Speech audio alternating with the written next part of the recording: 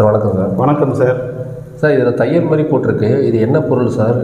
இதை பற்றி உங்கள் தகவல் சொல்லுங்கள் சார். நிச்சயமாக சார். சார் இது வந்து பார்த்திங்கன்னா கோகனட் காயர் ஸ்க்ரப்பர் அப்படின்னு சொல்லுவோம். நம்ம இப்போ உங்கள் வீட்லேயும் சரி எங்கள் வீட்லேயும் சரி நம்ம சின்ன பிள்ளையாக வளர்கிற டைமில் பார்த்திங்கன்னா நம்ம பாத்திரம் விளக்குறதுக்கெலாம் வந்து இந்த தேங்காய் நார் தான் யூஸ் பண்ணியிருப்பாங்க. புளியோ இல்லை வேறு சபீனா இந்த மாதிரி இதை வந்து இந்த மாதிரி தேங்காய் நாரை வச்சு தான் பண்ணியிருப்போம். ஆனால் அப்போ எப்படின்னா அந்த தேங்காயிலேருந்து உரிச்சு எடுத்து அப்படியே பயன்படுத்தியிருப்போம். அது வந்து மெயின்டெனன்ஸு நிறைய தொந்தரவுகள்லாம் இருந்தது. அப்புறம் காலப்போக்கில் அது வந்து நிறைய பிளாஸ்டிக் ஐட்டம்ஸ்லாம் வந்து மாறிடுச்சு. ஓகே. அதனோட பிரச்சனை என்னென்னு பார்த்தீங்கன்னா அந்த பிளாஸ்டிக்கில் இருக்கிற மைக்ரோ பிளாஸ்டிக்கு இல்லை சின்ன சின்ன விஷயங்கள் சிங்கில் போய் அடைச்சிக்கிறது, அப்புறம் அதை அப்படியே தூக்கி போட்டோன்னா சுற்றுச்சூழலுக்கு பாதிப்படைக்கிறது, இந்த மாதிரி நிறைய பிரச்சனைகள் உருவாச்சு.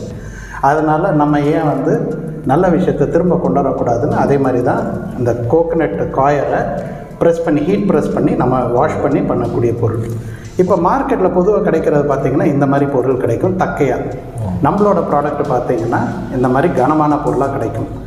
இதுக்கும் என்ன வித்தியாசம் அப்படின்னு பார்த்தீங்கன்னா இது வந்து வெறும் ஒரு 5 mm தான் திக்னஸ் இருக்குது. ரொம்ப தக்கையாக இருக்கும். தையலும் பார்த்திங்கன்னா ரொம்ப இருக்காது. அதனால் சீக்கிரமாக இது வேர் ஆஃப் ஆகிடும்.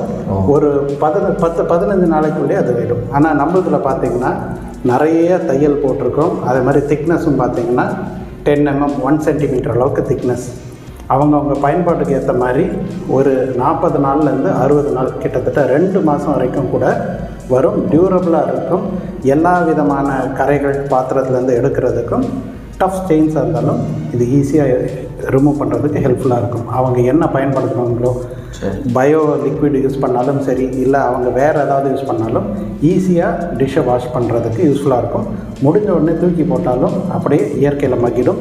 இது பார்த்திங்கன்னா காட்டன் நூலில் தான் நம்ம பண்ணியிருக்கோம். நார்மலாக நைலானில் தைச்சிருப்பாங்க இல்லை பிளாஸ்டிக்கில் தைச்சிருப்பாங்க. நம்ம காட்டனில் பண்ணியிருக்கிறனால இந்த பொருள் மொத்தமாகவே eco friendly and biodegradable sir. இதுதான் இதனோட சிறப்பு. ஓகே சார், மிக்க நன்றி சார். நன்றி சார்.